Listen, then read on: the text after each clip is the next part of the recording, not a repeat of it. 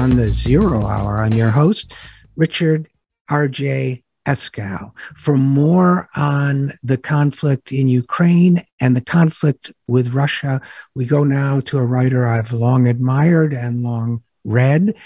Diana Johnstone is an American political writer, although she is now based in Europe. She was the European editor of In These Times for a number of years.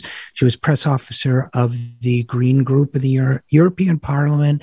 She has also had other editorial and writing jobs, has written a number of books, and of course, a number of articles, the latest of which addresses the problem of U.S. involvement, long-term and long-standing U.S. conflict with Russia, and that's role in instigating the conflict in Ukraine. So she joins us now. So without any further ado, Diana Johnstone, welcome to the program.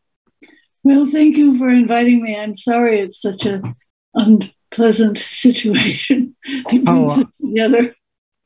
We all are. I think I need to relearn the art of exchanging pleasantries under such difficult circumstances. I mean, hi, nice to see you, but things are terrible. So with that stipulated, let's proceed. Your latest piece, which I saw in Consortium News, was headlined, and of course we writers don't always write our headlines, but "For Washington, War Never Ends." And the first sentence, it goes on. And basically your premise, as you say, this is not a new war. It is the same old war, an extension of the one we called World War II, which was not the same for all who took part. What did you mean by that? Well, I mean mainly that the United States, unlike other participants who suffered greatly from World War II, profited from it, came out on top of the world, came in actually rather late. I'm talking about the European War in particular. Yes. The European War. And because then they took over Europe and ever since presented themselves as the victor that won World War II, which is inaccurate. And the war had been so good for the U.S. economy. It brought us definitely out of the Depression. And there were times when important people like Paul Nitzel, who sort of started the Cold War, they realized that that they didn't want to disarm because military Keynesianism keeps the economy going. And in fact, that has become the mainstay of the U.S. economy, has become the military-industrial complex. And that's because, of course, it guarantees cloud profits. A Pentagon contract guarantees profits. So for Wall Street, for investors, the military-industrial complex is where they can be sure of profits because the government will give it to them. Private industry is more uncertain. You might fail, but a Pentagon contract, you'll get the money. And so this has become this gigantic military thing. And in order to justify it, you have to have enemies. And so the whole thing, the whole crazy thing comes from the fact that the U.S. economy needs big enemies for their big military budget. And of course, Russia is a big country in space and a lot of resources and something you could want to get hold of. And the fact is that when World War II ended, the United States, by considering that Russia, the Soviet Union, was a communist threat, which it wasn't. The fact is that Stalin had given up the idea of pushing for world revolution. That was Trotsky's idea, and yet Trotsky remains a hero in the West, oddly enough. But Stalin had given up trying to promote revolution, was absolutely ready to stop there. But by making out the Soviet Union to be a big threat, they kept the arms race going, and And then when communism sort of petered out of Russia, and you have Russia, which isn't communist, but is, we showed that the whole thing was a fake because communism is gone, but the military-industrial complex and the U.S. instrument, NATO, go right on even bigger than before. So the whole thing was the communist threat was a fake because now it's the conservative threat. Now it's the authoritarian threat or some other threat. We always have to have that threat, and we have to keep pounding away at Russia. And that's what's happening now. And it's absolutely horrible because this economic necessity brings with it just a world of lies about the enemy, about the world, a Manichaean view of we are the good guys and they are the bad guys. And the United States has absolutely pushed Russia into this action in Ukraine, which I deeply regret because I don't know how they're going to get out of it. You get into wars and you don't get out very easily. Right, especially in this kind of a war, which is the invasion of another country with a resistant population. It's almost the European equivalent, it seems to me, of Afghanistan, that, you can get in, you can't get out. Before we talk a little bit about Russia's history and the United States' history in this, I want to talk a minute more, Diana, about this phrase military Keynesianism, which also caught my eye in your piece. I had never seen that particular juxtaposition of words before. And of course, Keynes, the economist who's known for the belief that government spending spurs growth. He's known for many things, but that's part of the relevance here. And the fact is, the spending on World War II did propel the United States into an economic superpower. But it seems even before we go into the terrible damage being wrought by war, it seems to me, and I'd love your thoughts on this, that as an engine of jobs growth and economic growth, our military adventurism has become far less effective in the last 75 years. World War II, if you want to put it this way, employed millions of men who went into the armed services. It brought millions of women into the workforce, including my mother, who was picking up trash in a shipyard parking lot every night with a pointed stick. But it did the Rosie the Riveter thing. It really changed women's relationship to work because of that expanded job situation. So it not only enriched arms manufacturers, but it did genuinely create jobs. And it seems now that as with so many dimensions of our economy, it doesn't really create jobs the way it used to, particularly because we don't draft people anymore, and we use proxies to fight our wars. So it seems to me that it's become a greater engine of inequality than ever before to have this vast military economy, and yet it remains with almost unanimous support in the American two-party system. Does that make sense to you? Well, it looks, in the big lines, it looks very obvious. When you get into the details, you've got to be more of an economist than I am to see how this works in the details. It's too much for me. I see the big picture is very clear because as I say, it guarantees profits, and I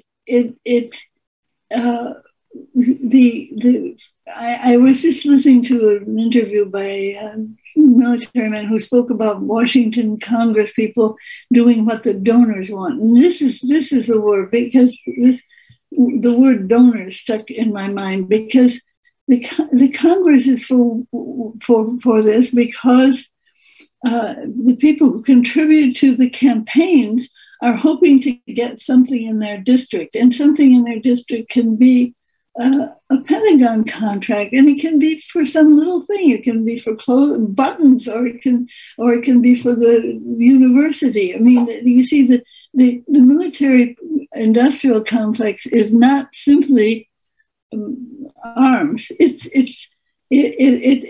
has also penetrated universities, for instance. Right, absolutely.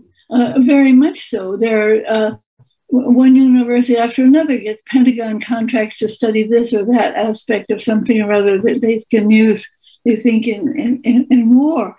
So it penetrates everything. And Keynes, I think, was a positive person, but he wasn't thinking of it as military Keynesianism. He was thinking of spending that could be for social purposes, but it has somehow been psychologically more easy in the United States, unlike some European countries. In European countries, you can talk about social spending and people who are for it, but it seems to be in the United States that you can more easily rally the politicians around, rah, rah, we're spending this money to be the greatest power on earth, than say for educating the population. That doesn't seem to interest people. Each one for himself. But the U.S. being the greatest power is something that works in the United States, and this is terrifying because the United States is now, I think, psychologically sick with its superiority complex that is behind all this. We are the good guys. We can do whatever we want. Whatever we do is good. Whatever the others do is bad. And it allows this to continue. And now I think we're in an extraordinarily dangerous situation. And I think it's important for Diana Johnstone for people to understand the Russian mindset and experience as it relates to all of this. Just parenthetically, I wrote an article this week because a medical ethicist, believe it or not, professor of medical ethics, wrote that Russian civilians should be denied life-saving medications as part of the sanctions. That, in other words, a medical ethicist was calling for the death of men, women, and children, non-combatants, which is a war crime. And when I wrote about that, by the way, I was inundated with hate mail. But I think it's important for people to understand, for example, what you write about in your piece, the Russian experience in World War II. Although we lost many soldiers, our military people, relatively speaking, we lost extremely little. Aside from Pearl Harbor, our homeland, I hate that word, but homeland was not attacked and so on. And you describe the immense suffering and loss that the Russians experienced, 27 million dead, 2/3 of them civilian, yet the Red Army turned the Nazis back. And it seems to me that this massive and traumatic loss is still in the psyche of the Russian people. It's still very much alive to them. Do you think that's right? I think it is, and I think it is. I mean, Vladimir Putin has been quite clear. He's written a lot of things. He's spoken a lot. You can find out that he himself, he was not alive as this. He was born after the war, but his parents suffered the Leningrad siege, which went on for 3 years. I mean, it's a terrible thing. And of course, he heard about that from his parents, including the fact that they had lost a child that he never knew about in that terrible experience. So people still have heard these stories from their families of how it was. And then the fact that they managed to pull themselves together and to defeat this extraordinary Nazi military machine, which the rest of Europe was unable to resist. then they find that in the West, people have no respect for that whatsoever. They just we Americans went into Normandy and we won the war. Ha ha ha! Silly old Russians, go away. I mean, there's been something, a vicious, insulting attitude in the last 20 years. I've seen these collections of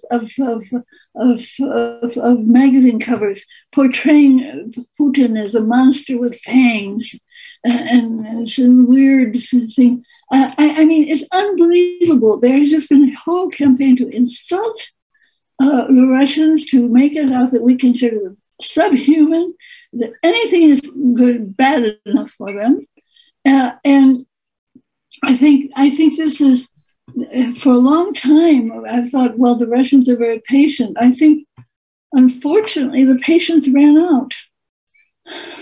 And, one of the things that you write about is in this topic is, this struck me as very true, that Americans were taught never to compromise, neither to prevent war, and then in quotes Munich, and which I assume is a reference perhaps to Neville Chamberlain and peace in our time, but nor to end a war. Unconditional surrender was the American way, meaning, of course, unconditional surrender of your opponent, not yourself. Righteous intransigence, you write, was the fitting attitude of good in its battle against evil. I can tell you that in writing about protecting the lives of Russian civilians, I received a number of emails suggesting I perform acts on myself that are physically impossible. Let's put it that way.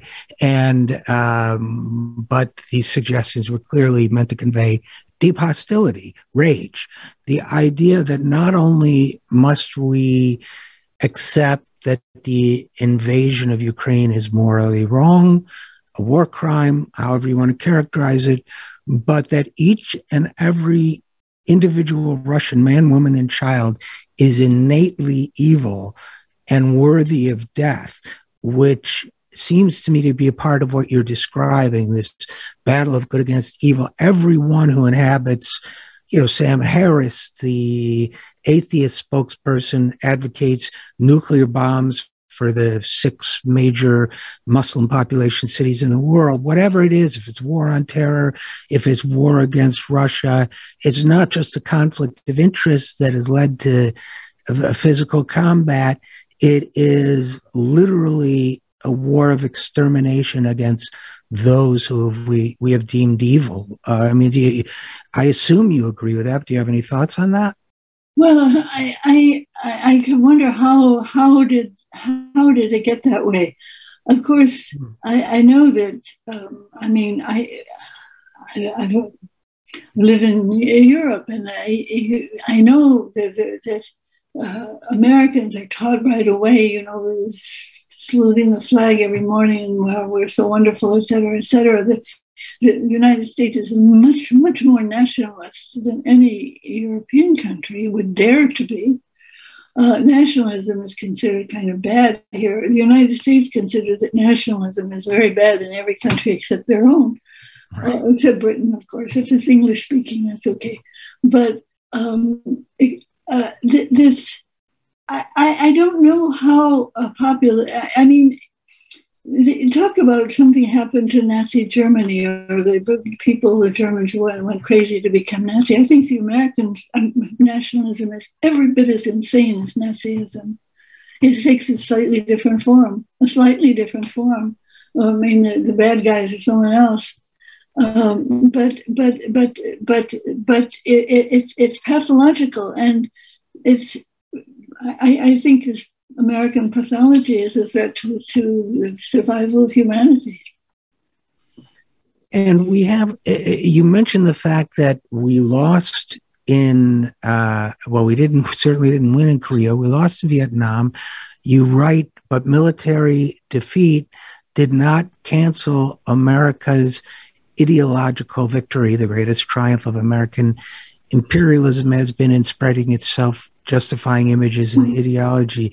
Is this a victory the wars that we lost on the battlefield, did we win them in movie theaters and on TV screens? Is that what happened? Is there? Oh, yes, we certainly did. I mean, we've definitely won World War II from Hollywood, not just Hollywood, because there are a lot of other things. But it's the entertainment industry. The United States entertainment industry is terribly influential. I mean, among them, they gained that influence in World War II, in Europe in particular. I mean, certain countries, especially France, and I've seen this from the European Parliament, certain countries have tried to defend the European cinema industry, France and Italy in particular. But you find that the northern countries don't care about that. They're quite happy to live off of American movies, basically. And the American movies also instill in practically all the time this Manichaeism. It's a constant American thing, the good guy and the bad guy. You know, you can just see the difference of French films and Italian films, where it's more nuanced and people are more complex, and it's not, you can tell he's the bad guy and you can tell he's the good guy. I mean, this Manichaeism in sort of the United States philosophy is good and bad, boom, boom. And this is a form of philosophical idiocy, and yet it's instilled by the entertainment industry, and that's only, if I may interrupt, Diana, that's only step one, and then step two is having established that there is absolute good and absolute evil. The only real way to resolve the conflict between the two is with a gun, and there may be some foolish character in the movie, characterized as foolish, who wants to negotiate things, agree on a reasonable compromise, but it always ends with the good guy pulling a gun and shooting the bad guy, right? Wanting to understand both sides that's a kind of weakness, right? That's constantly there's this constant trilogy in the United States. I mean, there's the victim and the bad guy, and then the good guy who comes in and saves the victim, getting rid of the bad guy, everything comes down to that, and I don't know what to say. I say it's stupid, it's immoral. And it's dominant in the United States. And this is frightening. Yes. And Diana Johnstone, one of the things that's striking for a lot of us who lived through the end of the First Cold War, and I spoke about this with Chris Hedges on this program last week. Chris and I were both in Eastern Europe and the Soviet sphere. I was in actually before, during the fall of the Soviet sphere, empire, or whatever you want to call it, the Soviet bloc, and communism in Europe. And we foolishly thought we were about to see the dawn of a new era. But one of the things your essay emphasizes and underscores is that the Cold War imperative, the militarization imperative, has its own logic. For 30, 40 years, we as Americans were told we were locked in a struggle with godless communism in Europe. We or something defeated godless communism in Europe, or godless, I mean, whatever you want to say about that. Communism in Europe disappeared, and yet the machine went on as before, including violating, as we've learned again in recent weeks, agreement after agreement with the Russian government that we would not bring NATO, a military alliance, supposedly defending us against the Soviet Union. We would not bring NATO to close to or to Russia's borders. Yet we've gone on doing exactly that. That may not, that certainly doesn't defend violence against the Ukrainian people, but it certainly provides a context for it, doesn't it? It's more than the context. It's the reason. It's the cause. It's certainly the cause. The thing is, it's very difficult to grasp Ukraine, because Ukraine isn't just a neighboring country of Russia. Ukraine isn't Poland. I mean, Poland is a neighboring country that has its historic center. It's very antagonistic to Russia, but Poland is Poland and has been for a long time.